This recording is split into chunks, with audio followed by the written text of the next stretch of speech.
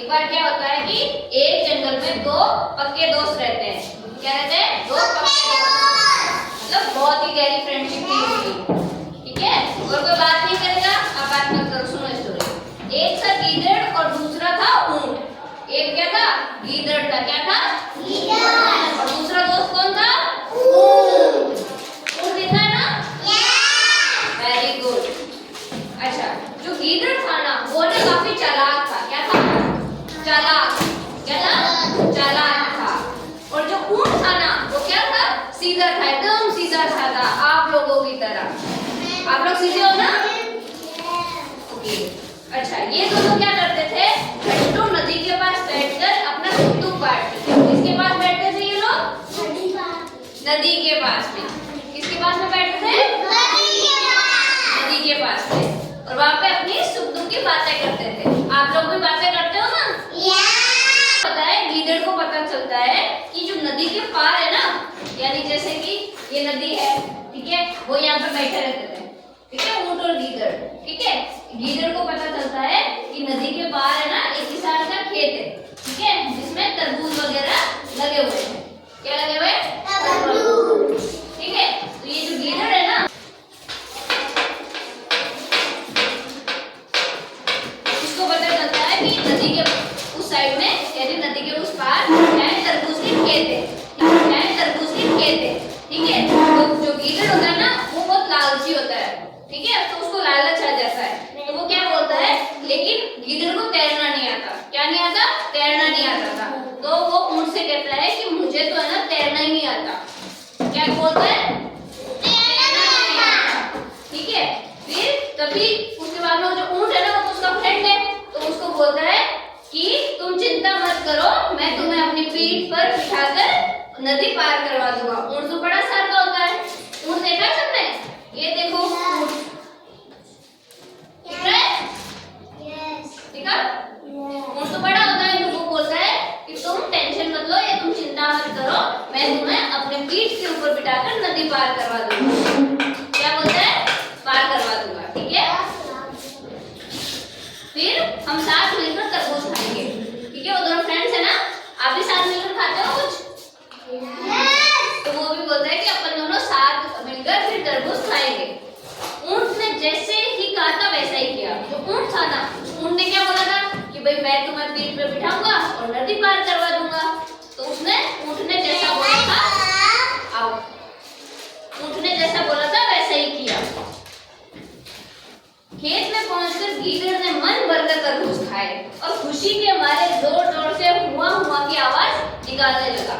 देखो, जैसे ही खेत में पहुंच गया, नदी पार करवा दी उसको ऊंट ने, ऊंट भी चला गया और गीदड़ ने ना बहुत सारे तरबूज खाए, बहुत पेट भर के, और फिर जोर जोर से हुआ की आवाज निकालने लगा। तभी ऊंट ने कहा, तुम शोर मत मचाओ, खेत की, लेकिन गीदड़ नहीं माना। ठीक है, फिर वो ऊंट क्या बोलता है, वो किसान का खेत था ना, तो किसान को पता चल जाएगा अगर गीदड़ शोर मचाएगा तो ऊंट बोलता है गीदड़ को कि तुम है ना शोर मत मचाओ। क्या मत मचाओ? लेकिन गीदड़ तो क्या था, लालची था और जिद्दी था, तो वो नहीं मानता है, वो आवाज निकालता ही जाता है। ठीक है, गीदड़ की आवाज सुनकर किसान डंडा लेकर आया। किसान क्या लेकर आया? डंडा। गीदड़ शोर मचा रहा था ना खाने के बाद, तो उस किसान को पता चल गया, तो वो क्या लेकर आया? डंडा लेकर आया। क्या लेकर आया? वो जल्दी से पेड़ के पीछे छिप गया। पेड़ के पीछे छिप गया था वो। किसके पीछे छिपा था वो? पेड़ के पीछे छिप गया था। Very good.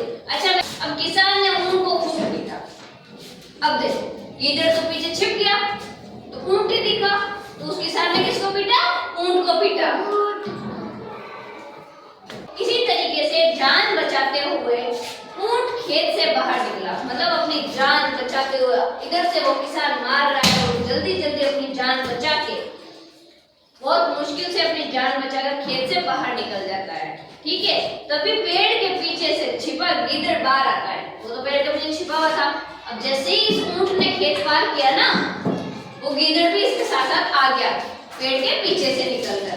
ठीक है, बोलते थे ना जल्दी जल्दी जाके पेड़ के पीछे छिप गया था, तो ऊंट ने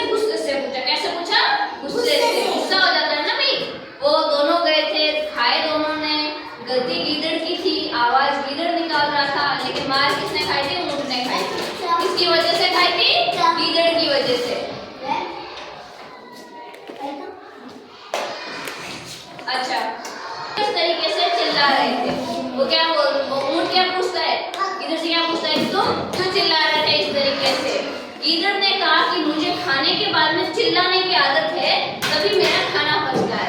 मतलब गीदड़ उसको क्या बोलता है कि मुझे चिल्लाने की आदत है खाना खाने के बाद। क्या बोलता है वो? आदत है उसको, है ना। इस जवाब को सुनकर ऊंट को और गुस्सा आ गया।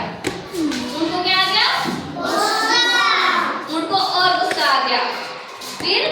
फिर भी उसने गीदड़ को अपनी पीठ पे बिठाया।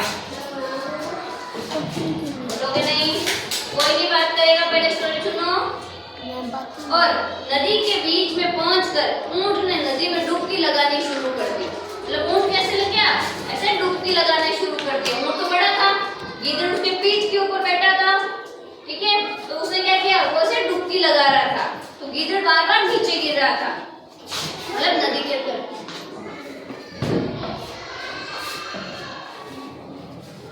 फिर गीदड़ डर गया। गीदड़ की गलती थी ना, उसने उसको कहना छोड़ दिया था।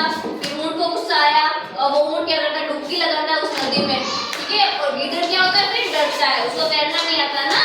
किसको तैरना नहीं आता? गीदड़ को तैरना नहीं आता। किसको नहीं आता? गीदड़ को तैरना नहीं आता, ठीक है। फिर गीदड़ उससे क्या पूछता है कि तुम ऐसा क्यों कर रहे हो? फिर ऊंट उसको जवाब देता है कि भाई जैसे तुम्हें चिल्लाने की आदत थी ना खाना खाने के बाद, वैसे ही मुझे आदत है डुबकी लगाने की, नदी में डुबकी लगाने की खाना खाने के बाद। फिर जैसे बचते बचाते गीदड़ और ऊंट दोनों नदी के पार आते हैं, ठीक है। और फिर उसके बाद में ऊंट से कभी भी गीदड़ ने पंगा नहीं लिया था, ठीक है। आप लोग भी अपने फ्रेंड्स को ना तो धोखा दोगे ना उसके साथ चीट करोगे, ठीक है। समझ में आई स्टोरी?